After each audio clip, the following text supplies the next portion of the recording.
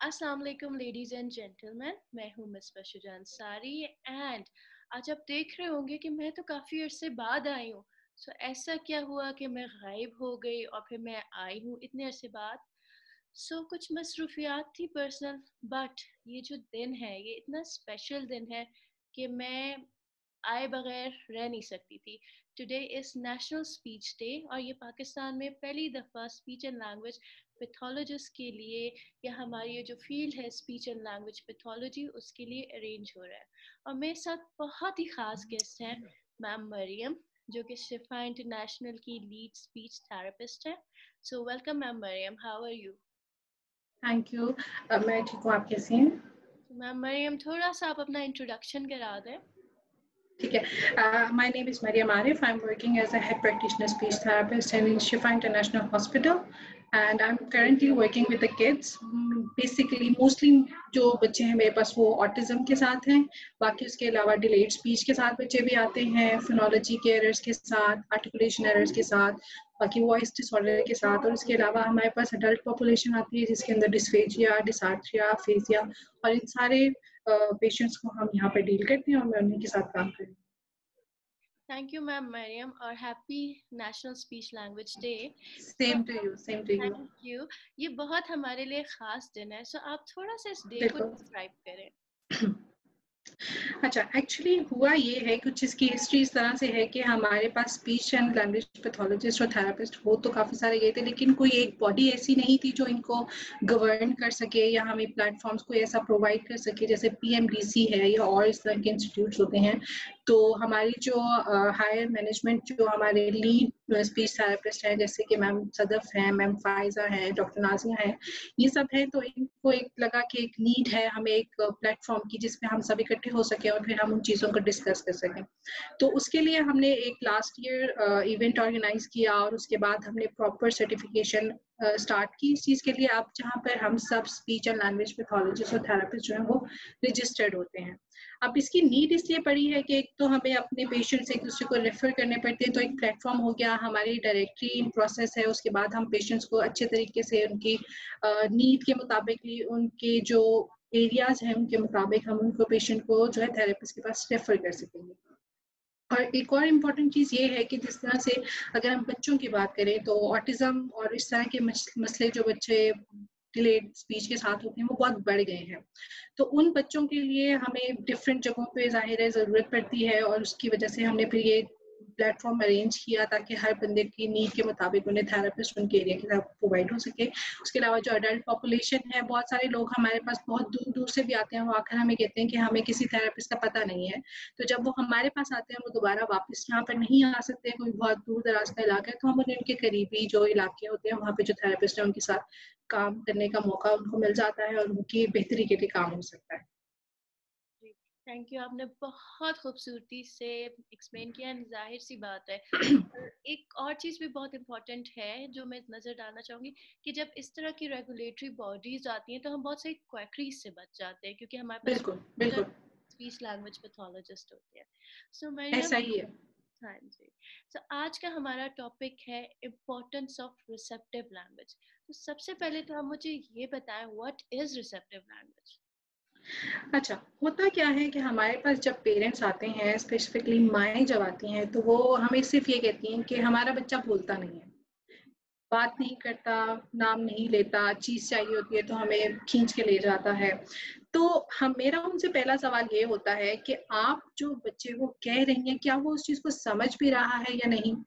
आप तो उसे कह रही हैं कि ये काम कर लो, लेकिन वो अगर उस चीज़ को समझ नहीं पा रहा, तो वो कैसे करेगा? या आप उसे कह रही हैं कि चल ये बोलो, लेकिन उसकी अंडरस्टैंडिंग नहीं है उस चीज़ के बारे में, तो वो बोल नहीं पाएगा। ठीक है? तो रिसेप्टिव लैंग्वेज जो होती है, वो इसी के ऊपर बेस करती है। हमारे पास जब कम्युनिकेशन होती है, वो उसमें 3 चीज़ें इन्वॉल्व होती हैं। पहली चीज़ होती है कि एक मैसेज भेजने वाला जिसे हम सेंडर कहते हैं, एक मैसेज होता है और एक रिसीवर होता है। ठीक है? तो जब मैसेज सेंडर की तरफ से रिसीवर की तरफ जाता है और पूरी वो उसको बात जो उसने कही होती है वो रिसीवर को समझ आ जाती है, तो हमारी जो कम्युनिकेशन है वो कंप्लीट हो जाती है। लेकिन अगर एक वही चीज अगर हम किसी बच्चे पे अप्लाई करें और हम उसको रिसेप्टिव लैंग्वेज के उसमें लाएं, तो अगर मैसेज आया है और बच्चे ने रिसीव तो किया है लेकिन उसको समझ नहीं आई, उसकी एबिलिटी नहीं है उस चीज को समझने के लिए, तो मैसेज इनकम्प्लीट रह गया, उसकी कम्युनिकेशन कंप्लीट नहीं हो पाई। ठीक है, तो रिसेप्टिव लैंग्वेज वो है कि आपने अगर बच्चे को कोई काम कहा है, कोई बात कही है, कोई कमांड फॉलो करने का कहा है और उसकी रिसेप्टिव लैंग्वेज बिल्ड नहीं हुई हुई, तो वो उसकी जो कम्युनिकेशन है वो इनकम्प्लीट है और वो समझ नहीं पा रहा आपको। ठीक है, तो रिसेप्टिव लैंग्वेज जो है वो हमारे पास यही चीज होती है कि हम किस तरह से बच्चों को जो है वो ट्रेन करें कि वो हमारी बात सुने और फिर उसको समझे। ठीक है, तो मेरे पास एक प्रेजेंटेशन है, अगर आप साथ में ये चला सकें तो, ताकि लोग देख भी लें और हम उसको एक्सप्लेन भी कर लें।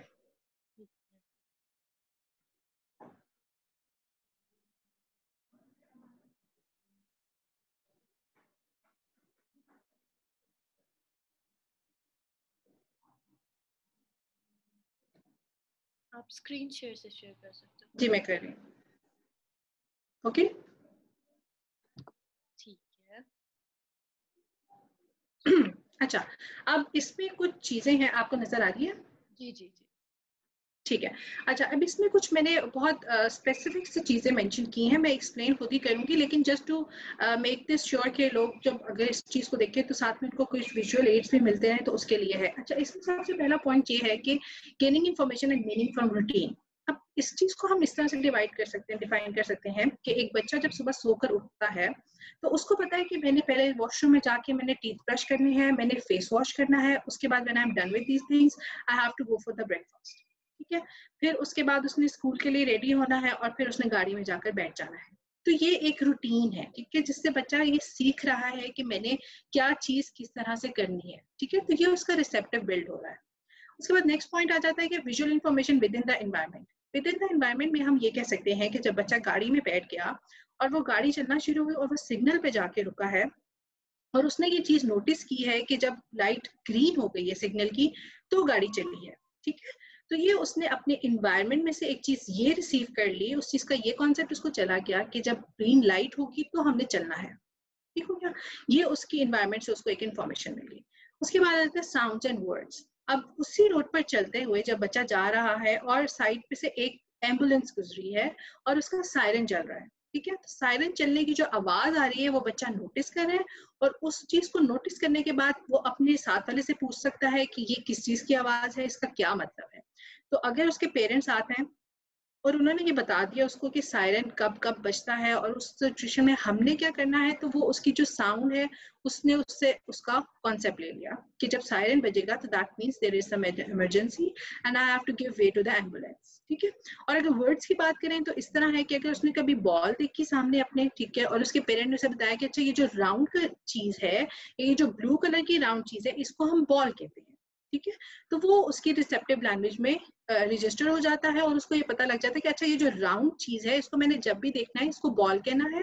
और वो जो सायरन वाली एग्जांपल है, कोई मैंने साउंड इस तरह की सुननी है तो that means that is a sirens. ठीक है, ये चीज हो गई।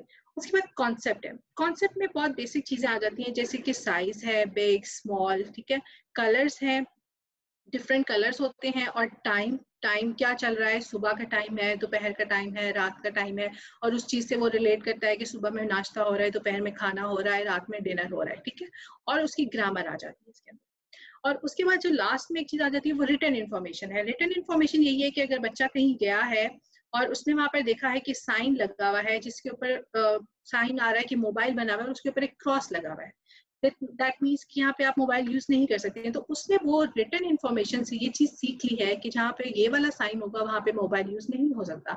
या अगर वेट फ्लोर है और उसके ऊपर वेट फ्लोर का साइन लगा हुआ है और उस पर आपको लिखा हुआ है कि you have to walk carefully, और उस रिटन साइन को जब वो पढ़ेगा और उसको पता लगेगा कि अच्छा ये जमीन जब गीली होगी तो साइन पड़ा होगा, दैट मीन्स कि मैंने थोड़ा केयरफुली चलना है। ठीक है, तो ये जो चीजें हैं ये हमारी रिसेप्टिव लैंग्वेज को बनाती है। इन्हीं के ऊपर सारी हमारी रिसेप्टिव लैंग्वेज बेस्ड होती है, और जब रिसेप्टिव लैंग्वेज बिल्ड हो जाती है तो ही बच्चा जो है वो एक्सप्रेसिव की तरफ जा सकता है। ये तो बहुत अच्छा हो गया। अब आप मुझे ये बताएं कि ये इम्पोर्टेंट क्यों है, क्या जरूरत है कि मेरे दिमाग में ये चीज बने, पिक्चर बने। अच्छा, इम्पोर्टेंट इसलिए है कि एक बच्चा है वो, आप उसको अगर इशारा कर रहे हैं, ठीक है, साथ में आप कह रहे हैं कि जाओ जाके दरवाजा बंद करो, ठीक है, आपने हैंड का जेस्चर दे दिया, ठीक है, उसने हाथ के इशारे से जो है वो जाके उसने दरवाजा बंद कर दिया, ठीक है। और अगर आप वही काम कहीं और देखते हुए खुद आप कहीं और देख रहे हो, अपने बच्चे को कह दे कि जाओ दरवाजा बंद कराओ, और वो वहीं ब्लैंक खड़ा हुआ है, ठीक है, क्योंकि अब उसको प्रॉम्प्ट नहीं मिला, उसको जेस्चर नहीं नजर आया, तो वो किस तरह से जाकर दरवाजा बंद करेगा, ठीक है। तो कुछ पॉइंट्स इसमें भी आते हैं जिसमें मैं आपको एक्सप्लेन करती हूँ कि किस तरह से ये इम्पोर्टेंस है, ठीक है। अच्छा, उसमें सबसे पहली चीज तो ये है कि कम्युनिकेशन बेसिक स्टेप है, ठीक है। बच्चे ने कम्युनिकेट करना है, उसको एक टाइम एक जगह में जब जाना है और उसको कोई भी कमांड दी जा रही है, उससे कुछ एक्सपेक्ट किया जा रहा है, ठीक है। तो to make the communication successful very important है कि हम जो है वो रिसेप्टिव लैंग्वेज के ऊपर से काम करें। उसके अलावा जैसे बच्चा है वो स्कूल जाएगा और उसके पास वहाँ पर डिफरेंट टास्क होंगे, कोई अपने क्लास फेलो से मिलेगा, ठीक है। अगर वो बात नहीं समझ पा रहा और उसकी टीचर उससे कोई कमांड दे रही है that you have to do this things और you have to do this task, ठीक है, और वो उसकी समझ से बाहर है, उसको समझ ही नहीं आ रही वो चीज, तो वो नहीं कर पाएगा, ठीक है। तो उसकी वजह से उसके अंदर बिहेवियरल इश्यूज आ जाएंगे, ठीक है। ग्रुप सेटिंग में बैठा हुआ बच्चे के साथ काम कर रहा है, बाकी बच्चों ने काम कर लिया, उनको कोई रीइंफोर्सर या कोई पॉजिटिव फीडबैक मिल गया और इस बच्चे ने काम अभी तक नहीं किया, जिसकी रिसेप्टिव नहीं है, तो वो अपने आप के अंदर एक सेल्फ कॉन्फिडेंस उसका लो हो जाएगा। बिहेवियरल इश्यूज उसके अंदर ये आ जाएंगे कि वो उस बच्चे को जिसने साथ बैठे हुए जल्दी काम कर लिया उसको हिटिंग स्टार्ट कर सकता है, वो खुद को हिट कर सकता है, ठीक है। तो ये बिहेवियरल इश्यूज के प्रॉब्लम के साथ बच्चे फिर हो जाते हैं, उनकी अंडरस्टैंडिंग उस लेवल की नहीं हो पाती, ठीक है। फिर वो करिकुलम में बहुत पीछे रह जाते हैं। स्कूल गोइंग बच्चे जो होते हैं फिर उनके पास इस चीज में मुश्किल आ रही होती है कि टीचर कह रही होती है कि ये तो चल ही नहीं पा रहा, तो हम इसे एक क्लास पीछे करें या हम इसे नेक्स्ट क्लास में प्रमोट नहीं करेंगे, ठीक है। तो ये इन चीजों के ऊपर अगर हम देखें तो ये बहुत इंपॉर्टेंट है कि हम पहले बच्चों की रिसेप्टिव के ऊपर काम करें, ताकि वो फिर जो एक्सप्रेसिव है वो खुद ब खुद पॉलिश होता जाता है इस चीज के साथ। लेकिन अगर रिसेप्टिव बिल्ड नहीं हो पा रहा तो वो एक्सप्रेसिव भी बिल्कुल पुअर होता जाएगा और बच्चा बिल्कुल एक सोशली आइसोलेट होकर बिल्कुल अकेला रह जाएगा। वेरी वेल, आपने बहुत खूबसूरती से एक्सप्लेन किया। आप मुझे कुछ कंपोनेंट्स बता सकती हैं रिसेप्टिव लैंग्वेज के? ठीक है। अच्छा, अब रिसेप्टिव लैंग्वेज के जो बेसिक अगर हम जिन्हें कहें कि बिल्डिंग ब्लॉक्स कह लें, ठीक है, उसमें सबसे पहली चीज जो है वो एक अटेंशन और कंसंट्रेशन है। फॉर एग्जांपल मैंने आपके पास आज अपने पास एक चीज रखी है, जैसे अब ये एक हमारे पास कलर टावर है, ठीक है। हमने बच्चे को कह दिया कि okay you have to first take them out, आपने हर कलर को आउट करना है, ठीक है। और फिर उसके बाद आपने उससे एक एक करके पूछा कि okay what colour is this, ठीक है। आपने उससे पूछा कि व्हाट कलर इज दिस और उसके बाद उस बच्चे ने वो बोल दिया और आपने उसे कहना है कि okay you have to fix it back, ठीक है। लेकिन अगर बच्चे की अटेंशन नहीं है, वो सुन नहीं रहा आपको या वो अटेंशन दे नहीं रहा, तो वो आउट करके बस वहीं स्टक हो गया या वो कहीं और डिस्ट्रैक्ट हो गया, ठीक है। तो उसकी अटेंशन के अंदर जो प्रॉब्लम आ रही है वो फिर उसको इस चीज में हिंड्रेंस क्रिएट करेगी कि वो कोई नई चीज लर्न कर सके, ठीक है। तो अटेंशन और कंसंट्रेशन जो है सबसे पहली चीज है, वो बहुत इंपॉर्टेंट चीज है। उसके बाद हमारे पास कुछ प्री लैंग्वेज स्किल्स होते हैं जिसके अंदर हम सबसे पहले देखते हैं कि बच्चे का आई कांटेक्ट कैसा है। आई कांटेक्ट की एग्जांपल अगर हम आपस में बड़ों की बात करें तो अगर कभी आपके साथ भी ऐसा हुआ होगा कि हम कहीं और देख के कुछ काम कर रहे हैं और कोई हमसे बात कर रहा होता है, तो हमें थोड़े टाइम के लिए बिल्कुल फील होता है कि जैसे उसने जो बात कही है वो आधी इन्फॉर्मेशन हमें मिली और आधी नहीं, तो फिर आप काम छोड़ के जब दोबारा उसकी तरफ मुड़ते हैं और उसे कहते हैं अच्छा प्लीज रिपीट करना, जब हम उसकी तरफ आई कांटेक्ट देते हैं तो वो जो बात हमें कहता है वो ज्यादा बेहतर समझ में।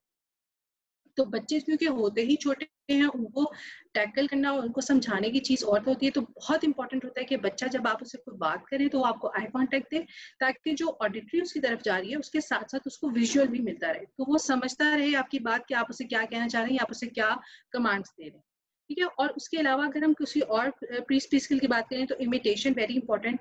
इमिटेशन में ये है कि आपने उसे कहा कि अच्छा खाना हम चम्मच से यूं उठाकर फिर मुंह में डालते हैं, ठीक है। तो अगर वो इमिटेट नहीं कर पाएगा तो वो सीख नहीं पाएगा, ठीक है। तो इट्स वेरी इंपॉर्टेंट कि उसके अंदर इमिटेशन स्किल्स डेवलप हो। उसके अलावा टर्न टेकिंग है। टर्न टेकिंग में ये है कि आपको पता है कि टर्न आपकी है और फिर बच्चे को पता है कि उसकी टर्न है, तो आपने वेट करना है अपनी टर्न का और उसके बाद काम करना है, ठीक है। तो टर्न टेकिंग इंपॉर्टेंट इसलिए है कि स्कूल में जाना है उसने, तो ऑब्वियसली उसकी एक टर्न होगी, उस पर वो काम करेगा। अगर उसको टर्न नहीं मिल रही या वो किसी और की टर्न पे काम कर रहा है तो ऑब्वियसली एक पैनिक सा क्रिएट हो जाएगा बच्चों के अंदर, तो वो इम्पोर्टेंट है। जॉइंट अटेंशन ये है कि आप बैठे हुए बच्चे के साथ अगर काम कर रहे हैं और एक पीछे एक चेंज आया है, कोई बंदा अंदर आया है या उसको किसी ने आवाज दी है और उसको नहीं पता कि वो मुझसे बात कर रहा है, या जो बंदा अंदर आया वो मेरे लिए अंदर आया, वो जॉइंट अटेंशन नहीं दे पा रहा है, तो ऑब्वियसली उसके लिए वो भी एक कम्युनिकेशन में लैकिंग आ जाएगी। ठीक है, उसके बाद हम बात करते हैं सोशल स्किल्स की। सोशल स्किल्स ये होते हैं कि एक बच्चा जब ग्रुप सेटिंग में जाता है तो उसकी नीड्स और उसकी डिमांड्स और तरह की होती हैं, और उससे एक्सपेक्टेशंस भी और तरह की रखी जाती है।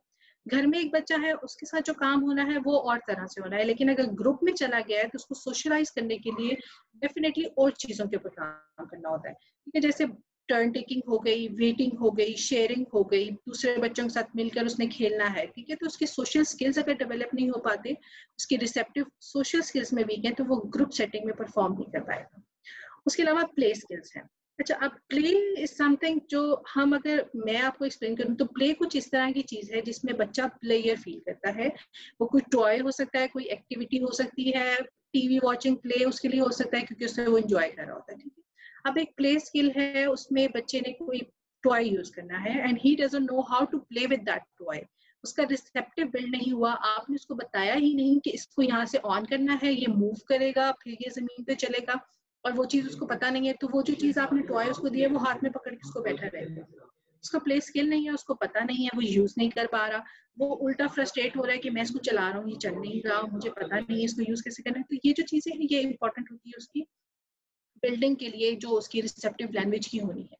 ठीक है, तो ये कुछ पॉइंट्स है जिसको हम इंपॉर्टेंस देते हैं हम जब बच्चे की रिसेप्टिव लैंग्वेज के ऊपर काम कर रहे हैं। जी, आपने बहुत खूबसूरती से एक्सप्लेन किया एंड वाकई प्ले से ही बच्चा बहुत आगे बढ़ता है, और रिसेप्शन जब बिल्कुल, प्ले जब हम इंट्रोड्यूस कराते हैं तो बहुत आगे जाती है। बहुत जल्दी बच्चे सीखते हैं। बिल्कुल। अच्छा, तो इससे एक चीज भी आती है कि why therapy important, speech therapist करता क्या है, सिर्फ खेलता कूदता है, so why it's very important. अच्छा, इट्स इम्पोर्टेंस इसकी ये है कि जब एक थेरेपिस्ट ने उसके साथ काम करना है तो ऑब्वियसली जो चीजें वो करवा सकता है वो पेरेंट्स उस तरह से नहीं ले सकते। ठीक है, क्योंकि उसको एक कमांड है उस चीज के ऊपर। ठीक है, अब जैसे हम बच्चे के साथ काम कर रहे हैं और उसको हमने ये बताना है कि उसने सोशल सेटिंग में जाके किस तरह से काम करना है, या सोशल सेटिंग में जाके किस तरह से बात करनी है।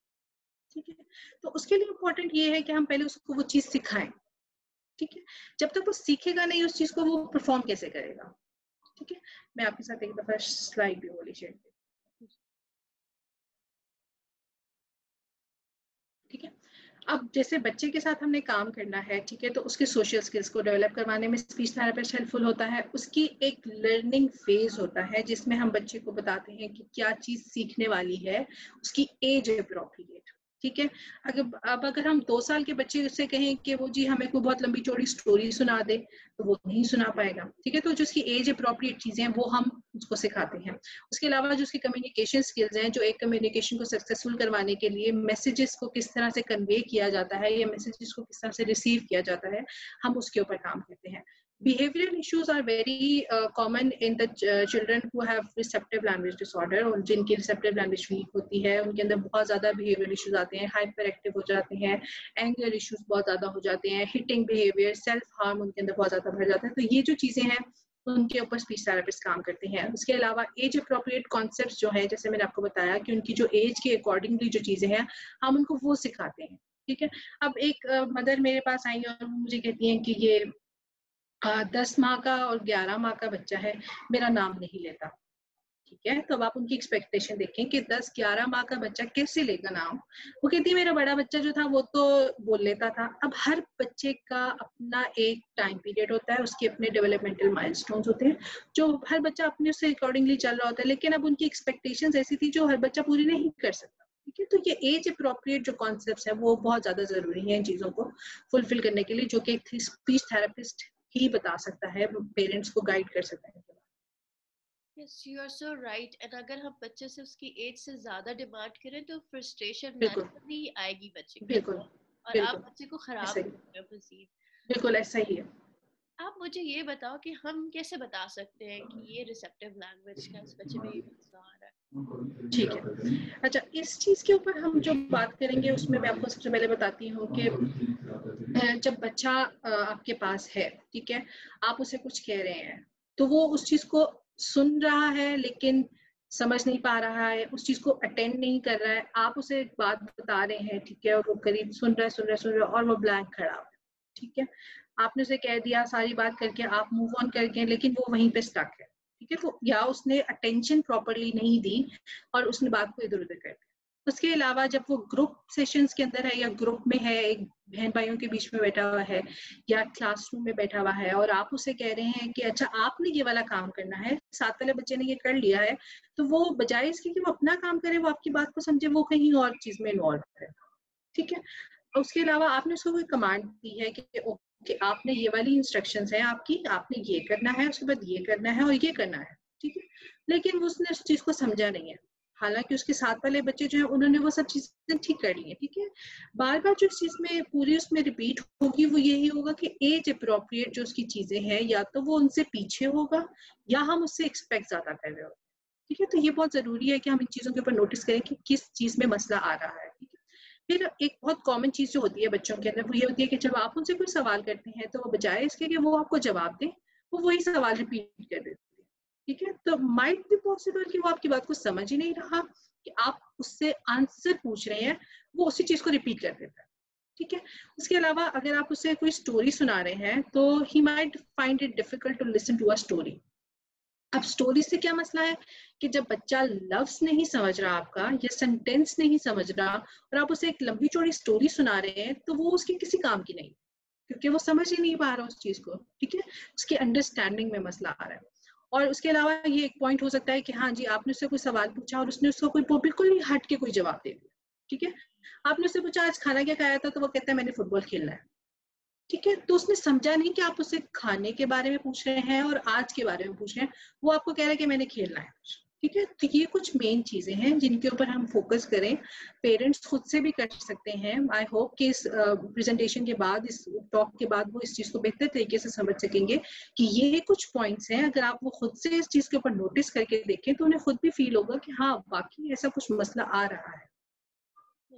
एंड वाकई रिसेप्शन देखिए, A for apple B for ball सिखाना इज नॉट स्पीच लैंग्वेज, बल्कि प्री स्पीच या रिसेप्शन बिल्कुल सिखाना ही इज वेरी इंपॉर्टेंट, बिल्कुल ताकि बच्चा बिल्कुल। आगे बढ़ सके। सो अगर आप ये ठीक चीजें है। अब ना सिखाएं, लेफ्ट अनट्रीटेड रहे, तो फिर क्या मसले आएंगे? अच्छा, उसमें यह है कि जब बच्चा स्कूल जाना स्टार्ट करेगा, ठीक है, तो वही चीजें जो बहुत सारी चीजें ऐसी हैं जो रिपीट होंगी इसके अंदर, वो अब जैसे स्कूल जाना शुरू किया है और उसके अंदर कम्युनिकेशन का वही एक पॉइंट है कि उसके रिसेप्टिव नहीं है, तो जो उसने फ्रेंडशिप्स बनानी है दूसरे बच्चों के साथ, अपने एज के जो पीयर्स ग्रुप है उसका, उनके साथ जो इंटरेक्शन करना है, जैसे हम पॉजिटिव सोशल इंटरेक्शन कहते हैं कि बच्चे ने कुछ इन्फॉर्मेशन शेयर की, दूसरे बच्चे ने कुछ इन्फॉर्मेशन शेयर की, तो वो जो बॉन्डिंग उनके बीच में हो रही है वो उसकी इनकम्प्लीट रहेगी, ठीक है, क्योंकि वो दोनों एक दूसरे को, जो दूसरा बच्चा है जो एक प्रॉपर रिसेप्टिव के साथ है वो तो समझ लेगा, लेकिन वो जो इसको कह रहा है क्योंकि इसके अंदर लैकिंग आ रही है तो वो चीज नहीं समझ पाएगा।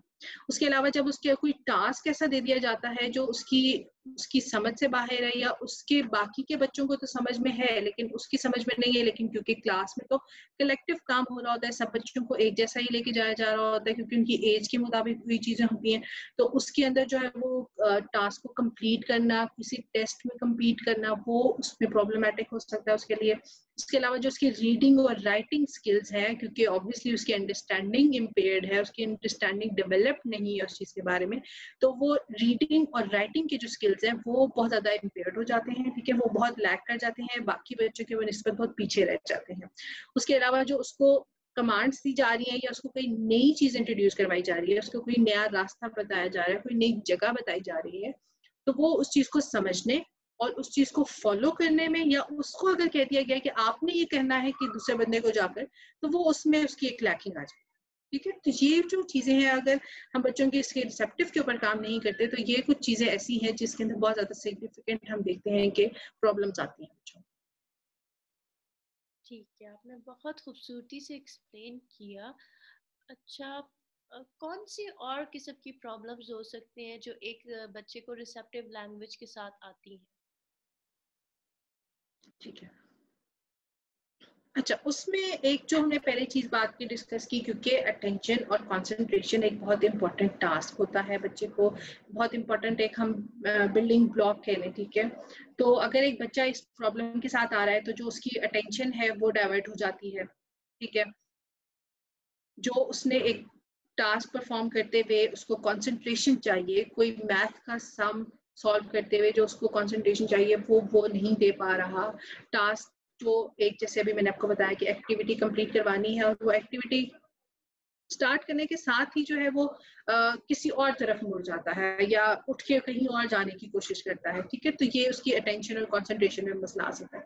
बिहेवियर, बिहेवियर बहुत ज्यादा इम्पेयर्ड हो जाता है बच्चों का जब वो आपको समझ नहीं पा रहे होते, ठीक है।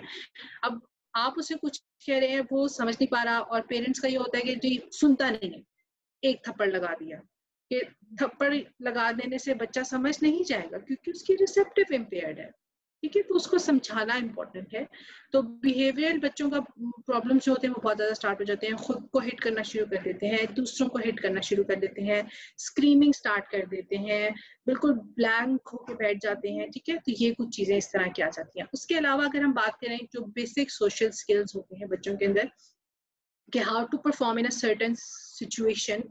आप उसे किसी रेस्टोरेंट लेकर गए हैं और उसने जाके वहां देखा कि जी रश ज्यादा है, या उसको किसी ने कुछ कह दिया और वो समझ नहीं आई और उसके बाद बच्चे को ज्यादा डांट दिया, तो वो वहां पे बदतमीजी स्टार्ट कर देता है, जमीन पर लेट जाता है, ठीक है। या जो बेसिक उसके मैनर्स हैं वो उनके अकॉर्डिंगली एक्ट नहीं कर पाता, ठीक है। टर्न टेकिंग, स्कूल में बैठा हुआ है और क्लास में काम हो रहा है और उसकी टर्न को उसका वेट करना है लेकिन वो नहीं कर पा रहा। Turn taking is a social skill, ठीक है। तो वो उस चीज में हर बच्चे की बात में जो है वो बीच में इंटरप्ट कर रहा है, ठीक है। उसके अलावा कोई उसको थैंक यू बोलने का या प्लीज बोलने का उसको कॉन्सेप्ट नहीं है क्योंकि उसकी चीज के ऊपर काम ही नहीं हुआ उसकी, ठीक है। या नए लोगों से मिलना किस तरह से है, कोई आया है तो उसको सलाम करना है, या कोई जा रहा है तो उसको अल्लाह हाफिज कहना है, ठीक है। और उसके अलावा बच्चे जब स्कूल में होते हैं तो हम हर बच्चे की, हर बड़े इंसान की एक पर्सनल स्पेस होती है, ठीक है, कि आपने एक सोशल डिस्टेंस मेंटेन करना है, एक जगह पे खड़े होकर बात करनी है, हाथ नहीं लगाना बार बार, ठीक है। तो वो इन चीजों से लैक कर रहा होता है। कोई दूसरा बात कर रहा है तो उसको, क्योंकि लिसनिंग उसकी इतनी बेहतर नहीं है, ठीक है, सुन तो सकता है लेकिन उसको अटेंड करके उसके अकॉर्डिंगली एक्ट नहीं कर पाता, तो बार बार बीच में अपनी इंटरप्शन देता रहता है, ठीक है। तो ये जो सोशल स्किल्स है उसके वो इम्पेयर्ड होते हैं। उसके बाद अगर हम बात करें तो एग्जीक्यूटिव फंक्शनिंग, एग्जीक्यूटिव फंक्शनिंग ये होती है कि बच्चे की हायर लेवल की जो थिंकिंग होती है या उसकी जो रीजनिंग होती है वो प्रॉब्लमेटिक, उसमें प्रॉब्लम्स आ रही होती है। वो इस तरह से होता है कि उसने रीजन, उससे किसी ने पूछ लिया कि अच्छा आपने ऐसा किया तो क्यों किया, ठीक है। अब उसको नहीं पता कि क्यों का क्या मतलब होता है, कि क्यों में मैंने क्या चीज एक्सप्लेन करनी है, ठीक है। तो वो नहीं बता पाता, तो वो जाहिर है उसका कॉन्फिडेंस लेवल ठीक हो जाएगा, उसने कुछ चीज ठीक भी की है लेकिन उसको एक्सप्लेन नहीं कर पा रहा, उसको जस्टिफाई नहीं कर पा रहा, उसको रीजन आउट नहीं कर पा रहा, तो जाहिर है उसका कॉन्फिडेंस लेवल डाउन हो जाता है। उसके अलावा जो चीजें सामने प्रेजेंट नहीं है, एब्स्ट्रैक्ट थिंकिंग की अगर हम बात करें या और चीजों की थिंकिंग के बारे में बात करें, या आपको पुराना उससे वाक्य हम सुनना चाह रहे हैं लेकिन उसकी थिंकिंग उसके अकॉर्डिंगली नहीं है, तो वो ऑब्वियसली वो चीज एक्सप्लेन नहीं कर पाएगा।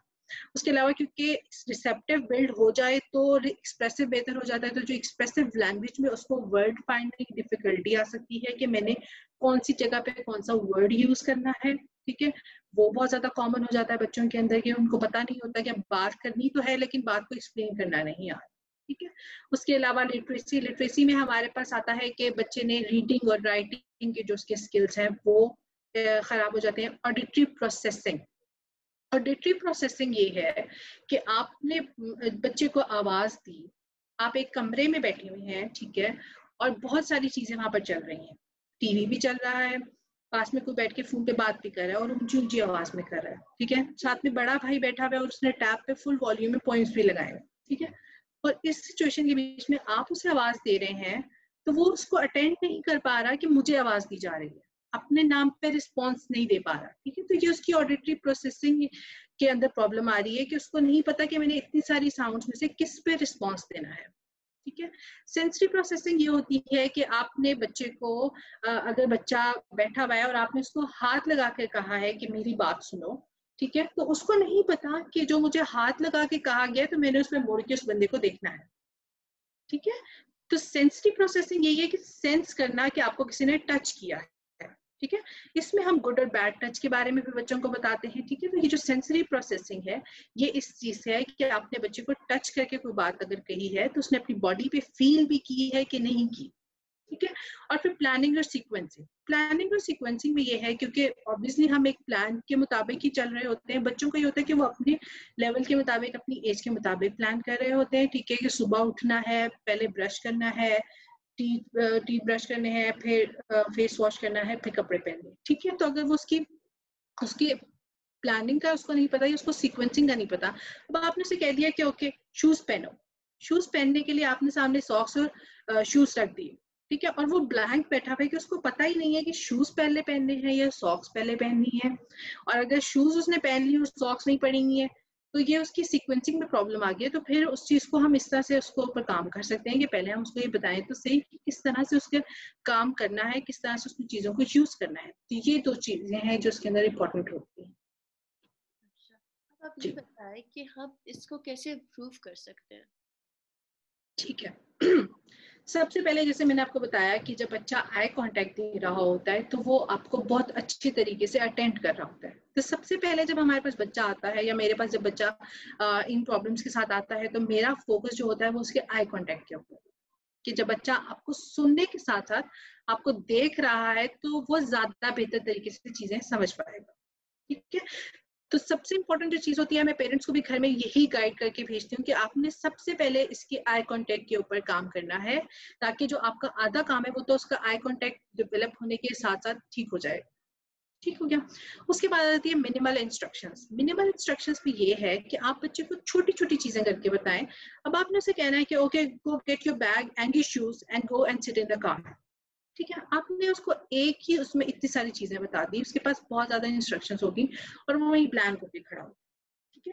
तो इसके बजाय आप उसे कहें okay go get your shoes, जाओ अपने शूज लेकर आओ। जब उसने वो शूज पहन लिए तो अब आपने उसे कहना है चलो अपना बैग उठाओ। जब उसने बैग उठा लिया तो फिर उसे कहना है कि चलो अब जाके बाहर गाड़ी में बैठ जाओ, ठीक है। तो ये जो चीजें होंगी उसकी इंस्ट्रक्शंस मिनिमम हो जाएंगी, उसको पता होगा कि अच्छा ये वाला काम मुझे कहा जा रहा है और मैंने ये वाला काम करना है। जब वो कर लिया तो फिर नेक्स्ट काम, ठीक है। उसके अलावा simplify the language. Simplify the language में हम ये करते हैं कि उसकी जो एज अप्रोप्रिएट जो लैंग्वेज है हम उसके अकॉर्डिंगली उसको बताते हैं कि आपको मैंने ये कहा है। बहुत सिंप्लीफाई करके, बहुत डेली यूज के वर्ड्स में आप उसको बताएं कि ये वाली बात मैंने आपको कही है। उसके लेवल पे जाके वही बात की एज अप्रोप्रिएट जो उसकी लर्निंग हो चुकी है उसके मुताबिक अगर हम बताएं तो वो ज्यादा बेहतर है, ठीक है। Chunk verbal instruction into the parts वही है कि जैसे मैंने आपको पहले बताया कि मिनिमल इंस्ट्रक्शंस में उसी तरह आप उसके चंक्स बना ले कि अच्छा पहले हमने स्कूल जाने की तैयारी करनी है, ठीक है। उस तैयारी के अंदर जो जो पॉइंट्स हैं आप उसको वो बता दें। शूज पहनना है, यूनिफॉर्म पहनना है, नाश्ता करना है, बैग उठाना है, अपना बॉटल उठाना है, ठीक है। उसके बाद फिर नेक्स्ट उस पर जाए, ठीक है। तो ये चंक्स में इंफॉर्मेशन हो जाएगी उसके लिए। उसके बाद आ जाता है रिपीट। रिपीट में ये है कि आप बच्चे को इंकरेज करें कि अगर उसको कोई चीज नहीं समझ आई या वो आपने उसको कुछ कह दिया तो आपको वो कह सके कि आप रिपीट कर दें, या आप बच्चे को कहें अच्छा जो मैंने आपको कहा है अब आप मुझे बताओ मैंने आपको क्या कहा है, ठीक है। मेरे पीछे रिपीट कर दो कि आपको मैंने क्या कहा है, ताकि मुझे भी पता लग जाए कि जो बात मैंने आपको कही है वो आपको समझ आ गई है और आपकी भी अंडरस्टैंडिंग उसके अकॉर्डिंगली हो जाए, ठीक है। तो बच्चों को रिपीट करवाना अपने पीछे ये उसके लिए बहुत बेहतर हो सकता है, उसकी रिसेप्टिव लैंग्वेज को बिल्ड करवाना। इसके अलावा जो मैं एक कॉन्सेप्ट बहुत ज्यादा बच्चों के साथ यूज करती हूँ वो फर्स्ट और देन का है। फर्स्ट और देन का ये है कि आप उसे कहें कि okay first you have to wear the socks and then you have to wear the shoes, ठीक है। ताकि बच्चे को पता हो कि पहले मैंने सॉक्स पहननी है फिर मैंने शूज पहनना है, ठीक है। तो अगर आप बच्चों के साथ ये लेकर चलेंगे, क्योंकि बच्चे ये चीजें बहुत जल्दी सीख जाते हैं, तो अगर आप ये चीजें लेकर चलेंगे तो वो ज्यादा उसके लिए आसान हो जाएगा, सीखना आसान है उसके लिए, ठीक है। और आपने उसके बहुत बाद आ जाता है, अच्छा। इसमें थोड़े से पॉइंट्स और है मेरे पास। अच्छा डिस्क्राइब। डिस्क्राइब में ये है कि बच्चा अगर कुछ काम कर रहा है, ठीक है, खाना खा रहा है या कोई और प्ले एक्टिविटी में इन्वॉल्व है, तो आप उसे कहें कि चलो ओके अब आप मुझे बताओ कि आप क्या कर रहे हो, ठीक है। तो वो उस चीज के ऊपर देखेगा, उसके ऊपर फोकस करेगा और फिर वो आपको एक्सप्लेन करेगा, तो उसका रिसेप्टिव के साथ साथ एक्सप्रेसिव भी बेहतर होता जाएगा, ठीक है। तो आप बच्चे को इनकरेज करें कि वो आपको बताता जाए कि वो क्या कर रहा है, ठीक है। क्लैरिफाई में ये आ जाता है कि आप बच्चे को इस चीज पे इंकरेज करें, बार बार उसको ये कहें कि अगर आपको कोई मुश्किल आ रही है, आपको मेरी बात नहीं समझ आई, तो आप मुझसे पूछ लें, मैं आपको दोबारा से क्लैरिफाई करके मैं आपको दोबारा से समझा दूंगी। हम बच्चों को बात बता देते हैं या गुस्से से कह देते हैं और बच्चा इस डर में आके नहीं पूछता कि कहीं डांट ना पड़ जाए, ठीक है, क्योंकि पेरेंट्स को ये लगता है शायद जान के कर रहा है, समझ सारी आती है, बस ऐसे ही काम टालने के लिए कर रहे हैं, ठीक है। तो हमें ये बहुत जरूरत है इस चीज की कि हम बच्चों को इस चीज में इनकरेज करें कि आपको अगर नहीं समझ आई तो आप मुझसे पूछ ले दोबारा आके, ठीक है। और एक और बहुत इंपॉर्टेंट चीज ये होती है कि हम अगर बच्चों को मॉडल करके बता दें, उन्हें खुद से वो चीज परफॉर्म करके या उस टास्क के बारे में बता दें, तो वो ज्यादा चीजें जल्दी सीख लेते हैं, ठीक है। तो ये कुछ चीजें इस तरह की हैं। उसके अलावा विजुअल एड्स, अब एक बच्चा है जिसको उसकी अभी रिसेप्टिव डेवलप नहीं हो पाई है, तो हम उसकी जगह कुछ पिक्चर्स यूज कर लें, कोई ऐसे फेशियल एक्सप्रेशन उसको दें जिससे वो समझ सके कि ठीक है चलो, बात बोल के समझ नहीं रहा तो एटलीस्ट जो पिक्चर देख रहा है उसको समझ रहा है, या आपके हाथ की जो मूवमेंट है उसको समझ रहा है, जो आपने बॉडी लैंग्वेज उसके साथ यूज किया वो उसको समझ रहा है। उसके अलावा प्ले, बच्चों को डिफरेंट प्लेज में इन्वॉल्व करें, ठीक है। खुद से उसको कहें कि चलो आप मेरे साथ आके खेलो, मैं आपको कुछ बताऊंगा, फिर बच्चे को कहें चलो आप मुझे बताओ कि कैसे खेलना है इस चीज को, ठीक है। हर चीज के बारे में आप बच्चे के साथ प्ले के थ्रू, कि प्ले में बच्चे बहुत जल्दी सीखते हैं, एक इंटरेस्ट होता है, उनको खुशी मिल रही होती है, नया टॉय आ गया, नई एक्टिविटी आ गई, तो वो उससे चीजें जल्दी सीख लेते हैं, ठीक है। अच्छा, उसके अलावा जब हम पेरेंट्स को ये गाइड करते हैं कि आपने अपने बच्चे के साथ घर में बैठ के काम करना है, तो उसमें बहुत इंपॉर्टेंट चीज ये होती है कि जब माएँ बच्चों के साथ काम कर रही होती है तो उसी रूम में दादा दादी बैठे ऊंची ऊंची बातें कर रहे हैं, बाबा बैठे हुए फोन पे बात कर रहे हैं, उनका भी पूरा ऊंची आवाज में फोन पे बात की जा रही है। वही जैसे बात होगी कि भाई, बड़ा भाई या बड़ी बहन जो है वो टैबलेट पास बैठी हुई यूज कर रही है और टीवी बैकग्राउंड में चल रहा है, ठीक है। तो बच्चे के लिए मुश्किल हो जाता है इतनी सारी इंफॉर्मेशन को प्रोसेस करना। तो सबसे इम्पोर्टेंट ये होता है कि आप उसको जो बैकग्राउंड उसके नॉइजेस हैं उनको कम से कम रखें, बिल्कुल खामोशी हो तो बहुत बेहतर है, लेकिन अगर आप नहीं पॉसिबल है आपके लिए तो आप फिर बाकियों को ये गाइड करेंगे कि आपने थोड़ी देर के लिए चुप रहना है, कि मैं बच्चे के साथ कुछ काम कर रही हूँ, उसका मैं कोई कॉन्सेप्ट बिल्ड करवा रही हूँ। तो इट्स वेरी इंपॉर्टेंट कि आप उसके जो बैकग्राउंड नॉइजेस हैं उनको कम से कम रखें। फेस टू फेस में मैं बहुत ज्यादा इंकरेज करती हूँ पेरेंट्स को कि जब आप बच्चे से बात करें तो आपका और उसका फेस कुछ लेवल पे हो, ताकि वो आपको देख सके, आपकी बात को ज्यादा बेहतर तरीके से समझ सके। उसके अलावा कुछ विजुअल साइंस और पिक्चर्स हम यूज कर सकते हैं बच्चों को फैसिलिटेट करने के लिए, कि अगर उसको पता है कि पानी के लिए जो हम ग्लास यूज करते हैं, लेकिन अब वो ग्लास नहीं बोल पाता या उसकी कॉन्सेप्ट अभी उस तरह का नहीं है, तो हम बहुत इंकरेज करते हैं कि आप एक चार्ट पेपर लें, उसके ऊपर ग्लास की पिक्चर लगा दें, ठीक है, और उसको ये चीज सिखाएं कि whenever you want to drink water you can show this picture to us and then you will get the water, ठीक है। तो हम बच्चों को पहले ये सिखाते हैं, ठीक है, कि उसके ऊपर किस तरह से पिक्चर को उसने यूज करना है, और उस पिक्चर को जब आप दिखाओगे तो आपको जो भी चीज चाहिए वो आपको मिल जाएगी, जब तक वो इसके पास एक्सप्रेसिव उसका नहीं आ जाता। बुक्स का ये है कि हम बुक्स जो यूज करते हैं, जब बच्चा थोड़े लेवल के ऊपर आ जाता है, उसको कुछ बेहतर चीजें हो जाती हैं, तो हम उसे कहते हैं कि चलो ये एक बुक है, इसके अंदर एक सिनेरियो है, एक पिक्चर है, आप इसको डिस्क्राइब करो कि इसके अंदर आप क्या क्या चीजें देख सकते हैं, ठीक है। तो books can be use to do that thing. उसके अलावा अगर आप उसको कोई नया कॉन्सेप्ट सिखा रहे हैं, कोई नई बात बता रहे हैं, किसी नई जगह पे गए हैं, तो आप उसके ऊपर उस एक जो टारगेट वर्ड है उसके ऊपर आप ज्यादा से ज्यादा फोकस करें, ठीक है।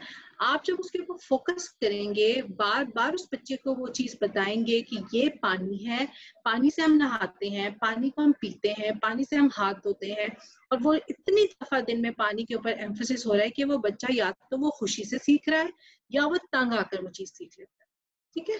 तो ये चीजें होती हैं। चलिए, आपने बहुत खूबसूरती से वो किया, और इससे जनरलाइजेशन भी जल्दी आती है जब आप बिल्कुल। ऑब्जेक्ट्स और चीजें यूज करते हैं। अगर आप कुछ एक्टिविटीज बता दें। अच्छा, एक्टिविटीज में हम ये कर सकते हैं कि एक जैसे बच्चा रूम में बैठा हुआ है, ठीक है, और आप उसे कहते हैं कि चलो एक गेम खेलते हैं जिसमें हम बताएंगे, एक चीज का मैं नाम लूंगी, एक चीज का आपने नाम लेना है, ठीक है, जो आप इस रूम में देख सकते हैं। एक बच्चे की अटेंशन बढ़ जाएगी, ठीक है, वो ध्यान देना शुरू करेगा कि क्या क्या चीजें हैं, नेमिंग उसकी बेहतर हो जाएगी, चीजों को अटेंड करना बेहतर हो जाएगा, टर्न टेकिंग बेहतर हो जाएगी, ठीक है। तो एक नेमिंग एक्टिविटी हम कहते हैं इस चीज को, कि हमने बच्चे के सामने डिफरेंट चीजें रख दी, या रूम में बैठे हुए या पार्क में गए हुए कहीं पे भी वो चीज अगर है तो हम उसको कह देते हैं कि चलो आप ये वाली चीजें इनके नाम बता दो, ठीक है।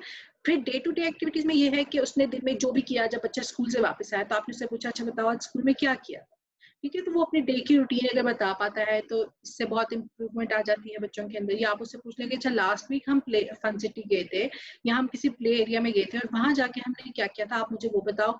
तो वो उस चीज को रिकॉल करने में, उसको याद करने में, और वो जो बताने का एक अमल है वो उसमें उसकी बेहतरी आ जाती है। उसके अलावा फिर आप ये कर सकते हैं कि आप न्यू वर्ड्स जो आपने उसको सिखाने हैं, अगर आप उनको मॉडल करके बताते हैं, ठीक है। पानी का बता रहे हैं तो पानी का इस्तेमाल किस तरह से करना है, ये पानी है, ग्लास है, जो भी कॉन्सेप्ट अगर आप वो मॉडल करके बता देंगे तो वो उसके लिए ज्यादा बेहतर होगा, वो जल्दी सीख जाएगा उस चीज, ठीक है। ऑब्स्टिकल कोर्स एक एक्टिविटी हम बच्चों को करवाते हैं जिसमें हम रूम में डिफरेंट चीजें रख देते हैं, ठीक है। कुछ टेबल के ऊपर, कुछ टेबल के नीचे, कुछ चेयर के ऊपर, कुछ बेड के ऊपर, या जब अगर घर में काम कर रहे हैं या प्रोफेशनल सेटिंग में हम जैसे शिफा में या चीजें भी काम कर रहे हैं, तो हम डिफरेंट एक्टिविटीज एक ऑर्गेनाइज करवा लेते हैं और उसमें हम उसको कमांड्स देना शुरू करते हैं। टर्न टेकिंग के ऊपर भी काम हो जाता है, कमांड फॉलोइंग के ऊपर भी काम हो जाता है, ठीक है। कि हम उसे बताते हैं कि चलो अब जो बॉल पड़ी है उसको उठा के टेबल के ऊपर रख दो, अब टेबल के ऊपर से उठा के उसको चेयर के ऊपर रख दो, और इसी उसमें हम उसकी कमांड्स को जो है वो थोड़ा थोड़ा कॉम्प्लेक्स करते जाते हैं। तो प्ले का प्ले हो गया और उसकी कमांड फॉलोइंग का काम हो गया, ठीक है। तो ये सारी चीजें उसके ऊपर बेहतर होती जाती हैं। उसके अलावा टर्न टेकिंग में ये है कि हमने बच्चे को कोई गेम खिलाना है, ठीक है। तो क्योंकि टर्न टेकिंग एक प्रोसेस है, एक ऐसा अमल है जो पीस पीस स्किल्स में इन्वॉल्व होता है। बच्चे की बोलने से पहले का जो एक अमल होता है जिसमें वो सिर्फ सुन रहा है, लफ्जों का इस्तेमाल किए बगैर, उसमें वो चीज एक बहुत कॉमन होती है कि टर्न टेकिंग बच्चों को आनी चाहिए, ठीक है। तो उसमें उसको पता हो कि अच्छा अब आप उसे वर्बली कह सकते हैं अच्छा अब मेरी बारी है, अब आपकी बारी है, ठीक है। कोई भी प्ले करने के दौरान, ठीक है, या सोशल स्टोरी बनाने में कि एक आपने सोशल स्टोरी बनाई, एक दफा बच्चे को कह दिया कि चलो अब आप मुझे बताओ कि क्या करना है, या ऐसी सिचुएशन हो जाएगी तो उसमें हम क्या करें, ठीक है। ये चीज हो जाती है। उसके अलावा कुछ नए कॉन्सेप्ट्स को हम किस तरह से बच्चों के अंदर इन्वॉल्व करा सकते हैं। फॉर एग्जाम्पल अगर हम यहाँ पर एक कॉन्सेप्ट लेते हैं जिसमें हमने बच्चे को वेट या गीला होने का कॉन्सेप्ट देना है, तो हम उसे बताएंगे कि पहले तो हम ये बताएं कि अच्छा पानी से जो चीज हो जाती है, टच हो जाती है, वो गीली हो जाती है। अब वो आपके हैंड्स हो सकते हैं, वो फर्श हो सकता है, वो बेड हो सकता है, टेबल हो सकता है, जहां पे पानी की इन्वॉल्वमेंट आ जाएगी वो चीज वेट हो जाती है। साथ ही आप उसको बताएंगे कि अगर वो चीज नहीं है जिसके ऊपर पानी नहीं गिरा हुआ, वो ड्राई है, ठीक है। तो आपने उसको बता दिया कि जी पानी गिर गया है, तो अगर जमीन पे भी गिरा है तो भी गीला है, और अगर बेड पे गिरा है तो भी वो चीज वेट ही है। अब ऐसा ना हो कि उसको पता है कि अच्छा जमीन गीली हो गई है तो उसको पता है कि बस वेट वो ही है, और बेड के ऊपर पानी गिरा हुआ है तो उसको ना पता हो कि वेट ही है, ठीक है। तो ये चीजें इंपॉर्टेंट है इस तरह से कि उसको कॉन्सेप्ट आप जब दे रहे हैं तो उसको डिफरेंट तरीकों से कॉन्सेप्ट दें। इसके अलावा एक एक्टिविटी अगर हम कहें, जो पेरेंट्स बच्चों के साथ घर में रहकर काम करना चाहते हैं या उनको नहीं ला सकते, उनके पास ये अपॉर्चुनिटी नहीं है कि वो बच्चों को किसी सेंटर में या किसी स्पीच थेरेपिस्ट के पास लेकर जाएं, तो एक बहुत अच्छी एक्टिविटी ये हो सकती है कि एक बड़ा बैग ले लें, उसके अंदर हर तरह की चीज, हर शेप की चीज, हर साइज की चीज डाल दें। बॉल हो गई, बॉटल्स हो गई, कुछ शेप्स हो गई, ठीक है, कोई डेली यूज के ग्लास, प्लेट्स, उस तरह की चीजें होगी, उनको बैग के अंदर डालें। और उस बच्चे को आपने ये बताना है कि अच्छा आपने जो है वो चीज बाहर निकाले बगैर बैग के अंदर हाथ डालना है, उसको फील करना है, और फिर आपने बताना है कि ये क्या चीज है बगैर उस चीज का नाम लिए। फॉर एग्जाम्पल एक टूथब्रश है उसका, ठीक है, तो उसने बताना है कि अच्छा कुछ लंबा सा है और उसके ऊपर कुछ ऐसे स्ट्रिंग्स से हैं, और या वो ये बता सकता है कि अच्छा हम इसको यूज क्यों करते हैं। वो बच्चा कह सकता है कि हम इसको सुबह सुबह जब सोकर उठते हैं तो वॉशरूम में जाते हैं और इसको हम टीथ के ऊपर यूज करते हैं। तो जो दूसरा बंदा है वो उस चीज को गेस करेगा और बच्चा उस चीज को फिर निकाल के बताएगा कि हाँ यही चीज है, ठीक है। इसी तरह पेरेंट पहले ये करेंगे कि वो अंदर हाथ डाल के कोई चीज बताएंगे और उसको फील करके बताएंगे कि हाँ जी अब कोई राउंड चीज है, ठीक है, हम इसके साथ बैट के साथ खेलते हैं, तो child will be able to guess about it that it's a ball, ठीक है। तो ये एक बहुत अच्छी सी हेल्दी एक्टिविटी है जिसमें बहुत ज्यादा चीजें इन्वॉल्व नहीं करनी पड़ती, बहुत ज्यादा खर्चा नहीं आता और जल्दी से बन जाती हैं, अरेंज हो जाती हैं और बच्चा बहुत अच्छे तरीके से इंजॉय करके इसको खेल सकता है। तो ये कुछ एक्टिविटीज हैं जिनके थ्रू हम बच्चों के अंदर बेहतरी ला सकते हैं। पेरेंट्स के लिए बहुत हेल्पफुल होप के ये साबित होंगी अगर वो इसको यूज करेंगे। आपने बहुत खूबसूरती से और बहुत अच्छी एक्टिविटी बताया कि I really want to use that incorporate in my sessions because it's such a unique activity. So आप मुझे ये बताओ कि अगर एक बच्चा स्पीच डिले के साथ है तो उसे स्टडीज एकेडमिक्स में क्या मसाइल पेश आ सकते हैं?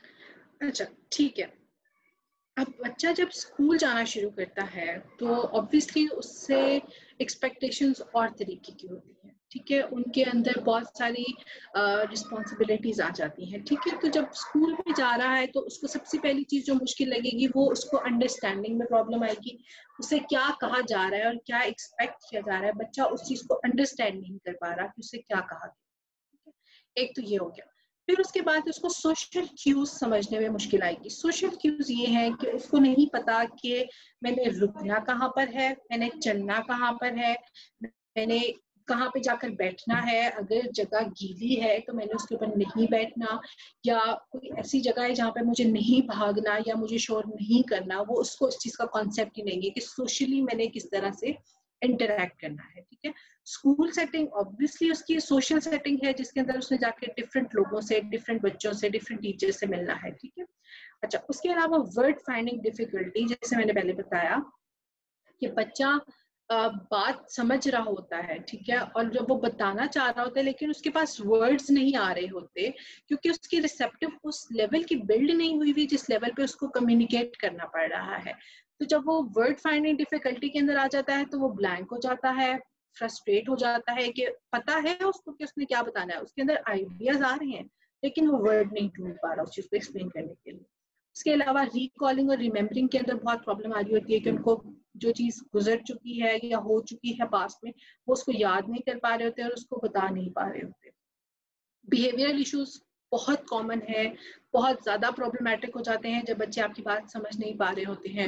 हिटिंग बिहेवियर आ गया, सेल्फ हार्म आ गया, ठीक है, और स्क्रीमिंग है, बिला वजह का भागना दौड़ना है, स्केप ढूंढते हैं हर चीज से, ठीक है। तो ये बिहेवियरल इश्यूज उसके स्कूल में बहुत ज्यादा कॉमन हो जाते हैं, दूसरे बच्चों की चीजें छीन लेते हैं या उनको मारना शुरू कर देते हैं, ठीक है।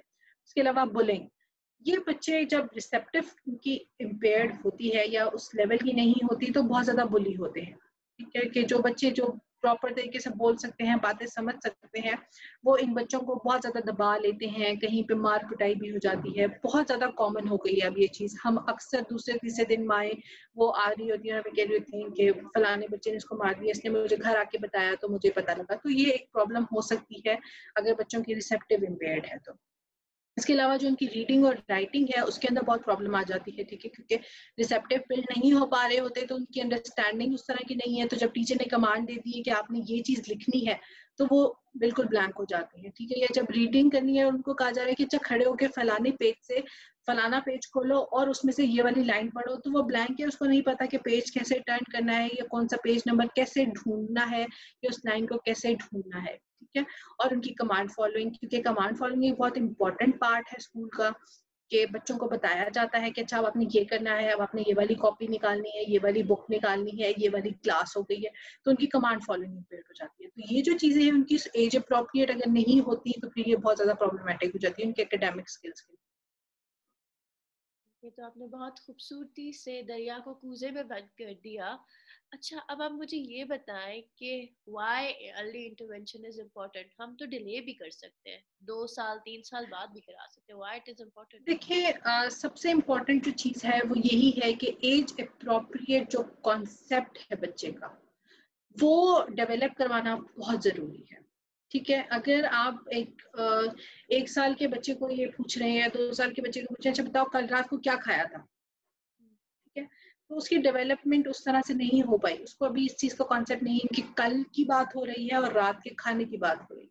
तो जो उसकी एज अप्रोप्रिएट कॉन्सेप्ट्स हैं उनके ऊपर काम करना बहुत ज़रूरी है, और जितनी जल्दी उन चीज़ के ऊपर काम हो जाएगा वो उतनी जल्दी बेहतर हो जाती हैं, ठीक है।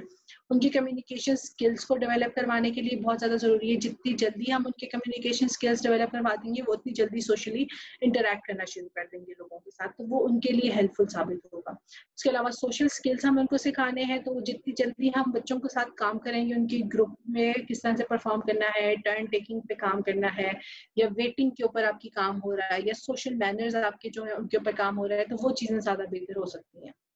उसके अलावा बच्चों की एक डेवलपमेंटल एज होती है, हर एज का अपना एक गोल होता है, अपना एक स्पेसिफिक टास्क होते हैं जो उसने परफॉर्म करने होते हैं, ठीक है।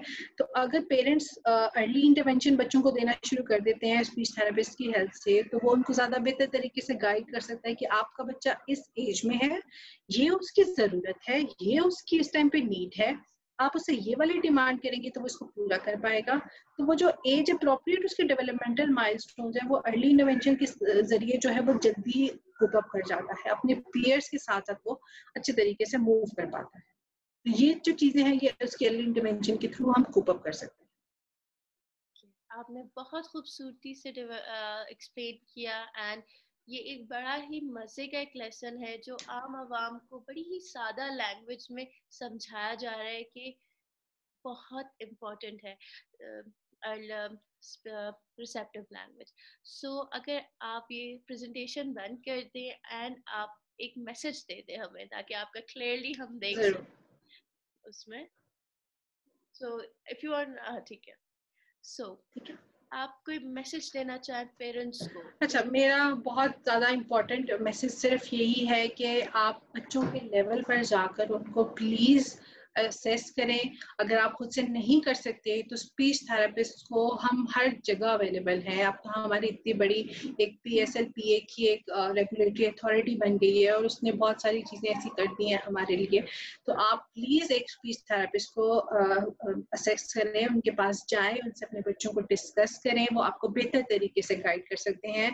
हर बच्चे की नीड अपनी होती है, हर बच्चे की अपनी एक लर्निंग एज होती है, तो उन बच्चों की एज के मुताबिक अगर आप उनसे एक्सपेक्टेशंस रखेंगे तो आपके लिए भी बहुत ईजी है और बच्चे के लिए तो बहुत ज्यादा ईजी, ठीक है। तो बच्चे हमारे पास आते हैं बहुत ज्यादा बिहेवियरल इश्यूज के साथ आ जाते हैं, ठीक है। तो उनके लिए बहुत इंपॉर्टेंट है कि आप एक ऐसी अप्रोच के साथ जाएं जहाँ पर ये सारी बेहतर ये होगा कि आप किसी ऐसे इंस्टीट्यूट में लेकर जाएं बच्चों को जहाँ पर बिहेवियर थेरेपी या ऑक्यूपेशनल थेरेपी और स्पीच थेरेपी एक जगह पे हो, ताकि आपके बच्चे के ऊपर जो स्पीच रिलेटेड प्रॉब्लम्स हैं वो स्पीच थेरेपिस्ट उसके ऊपर काम कर सके, जो बिहेवियरल इश्यूज हैं उनके ऊपर आपके बिहेवियर थेरेपिस्ट काम कर सके, और जो उसके सेंसरी इश्यूज हैं उनके लिए आपको ऑक्यूपेशनल थेरेपिस्ट जो है वो एक अच्छी इन्फॉर्मेशन प्रोवाइड कर सके। तो मेरी आप सब पेरेंट्स के साथ जो इस बात को सुन रहे हैं, प्लीज अपने बच्चों को देखें, उनकी अंडरस्टैंडिंग को देखें और उसके बाद प्रॉपरली उनके लिए कुछ हेल्प सीख करें स्पीच थेरेपिस्ट से। थैंक यू सो मच, आपने इतना अच्छा एक्सप्लेन किया पेरेंट्स के लिए, एंड आई होप बहुत सारे पेरेंट्स जो डर रहे हैं अब लेके जाएंगे, क्योंकि जरूर, आर नॉट अ टैबू, ये आपके बच्चों की मदद के बिल्कुल ही है। बिल्कुल ऐसा ही है। क्योंकि नेशनल स्पीच डे है तो स्पीच थेरेपिस्ट को भी आप कोई प्रोग्राम दें। स्पीच थेरेपिस्ट को मेरा यही प्रोग्राम है कि you all are doing an amazing amazing amazing job, you are making the making all of us proud and keep doing whatever you are doing, and Allah Taala आप सबको बहुत ज़्यादा तरक्की दे इस चीज़ में, और आई होप कि जो हमारी PSLPA बनी है वो इसी तरह आगे चलती रहे और हमारी बेनिफिट्स के लिए काम करती रहे। थैंक यू सो मच, बहुत बहुत शुक्रिया आप हमारे प्लेटफॉर्म में, thank you to you too. And thank you. So nice to have you. Take care. Same here, thank you. Allah हाफिज़।